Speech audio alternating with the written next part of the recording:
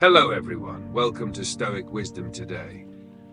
Lies rarely explode like fireworks, they corrode quietly, gradually.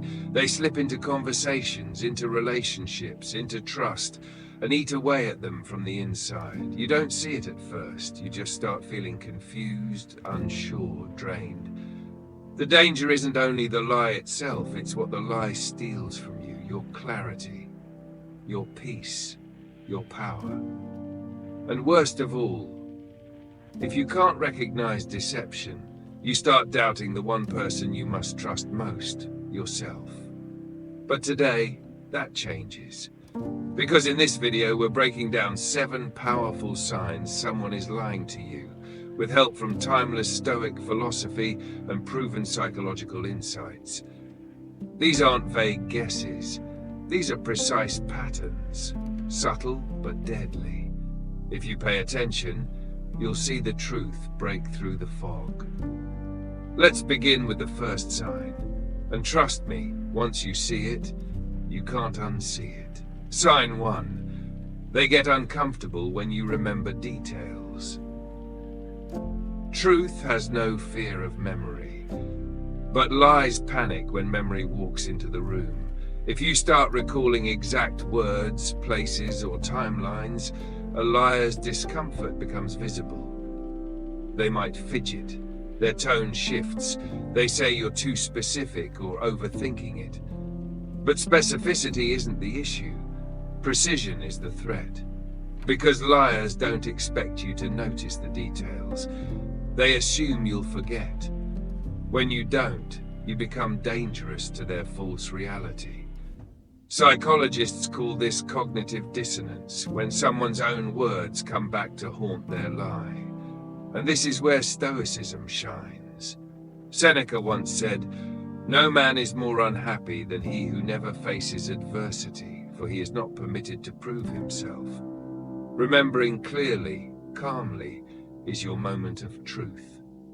You're not trying to trap them, you're proving who's grounded in reason, and who's scrambling to survive.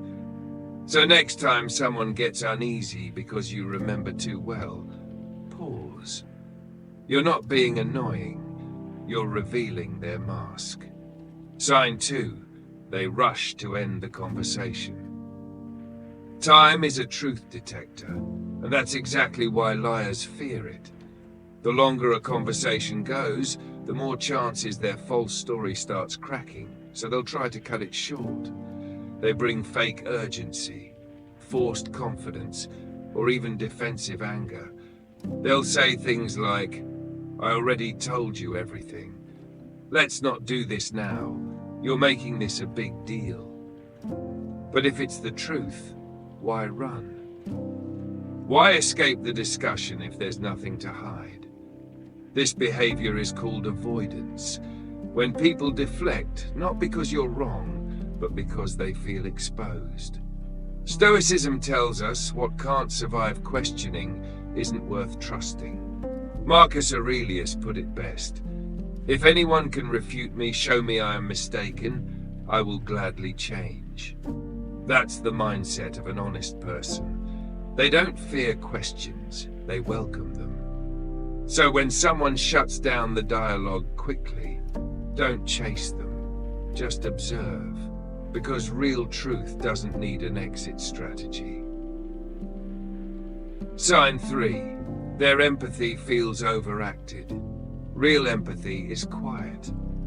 You don't need to explain it, you feel it. It flows naturally, like a river, not a performance.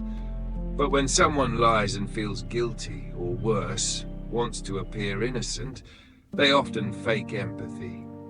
Their eyes widen just a bit too much. Their voice softens artificially. They say all the right words, but something feels off. This is known as emotional leakage, when what they say doesn't match what they actually feel. You hear the apology, but not in their tone. You see the tears, but not in the eyes. It's not remorse, it's rehearsal. Epictetus said, "Don't explain your philosophy, embody it." In the same way, don't let someone explain their guilt to you with words alone.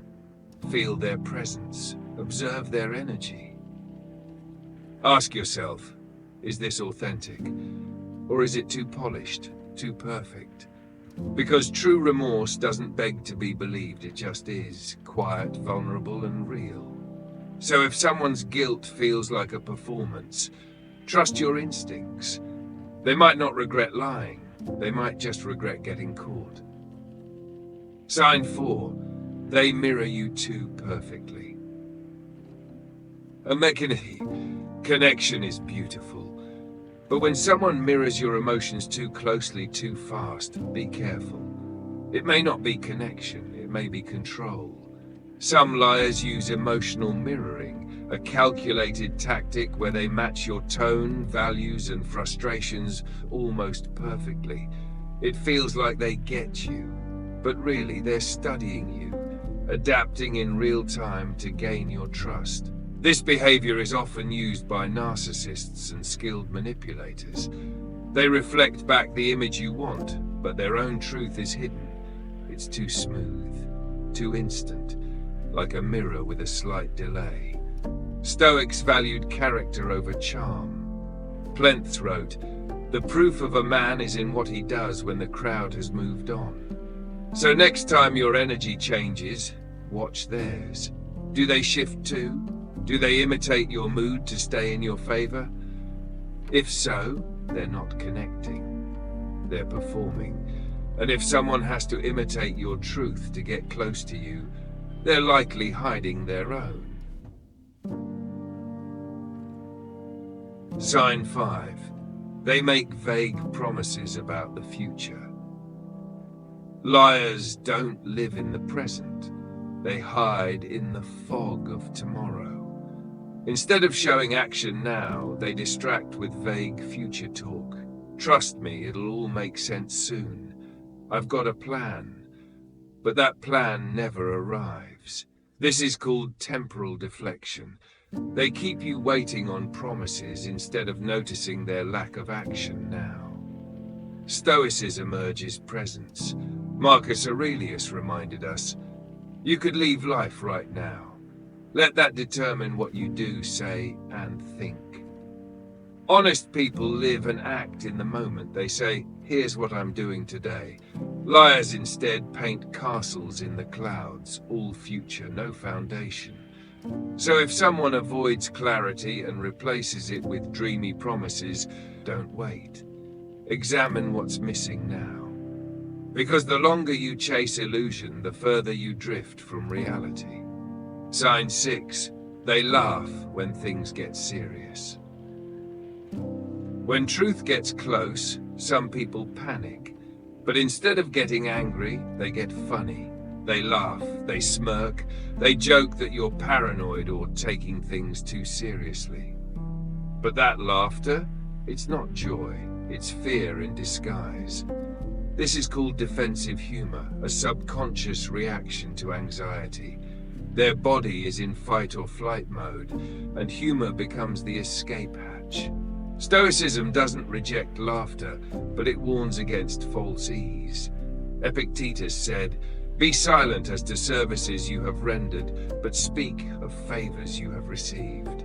In other words, be humble, be real, be sincere. If someone laughs to escape the weight of accountability, don't match their mood. Pause. Look them in the eye. Let silence speak, because truth doesn't hide behind a punchline. It stands steady, even in uncomfortable moments. Sign 7. They ask for forgiveness before telling the truth. One of the most manipulative tactics of a liar is asking for forgiveness before confession. They say things like, "I hope you can forgive me. I just want to move forward." But they won't tell you what actually happened. Why? Because they want peace without war. They want your mercy without paying the cost of honesty. This is emotional extortion, hoping your kindness will outshine your boundaries. But Stoic philosophy is built on justice.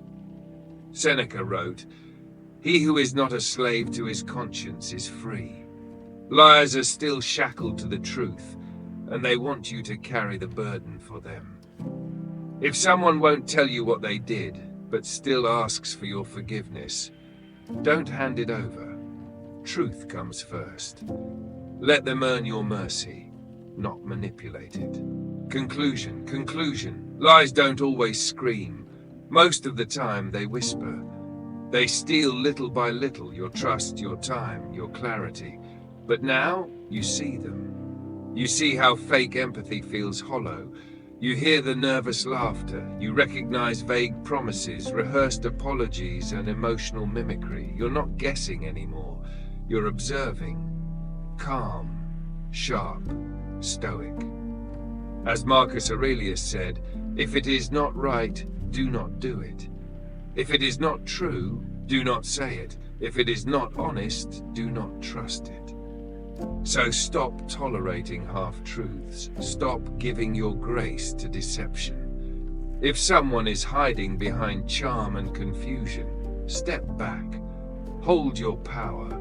Let their silence or their panic reveal the truth. And if this message stirred something inside you, subscribe now to Stoic Wisdom Today.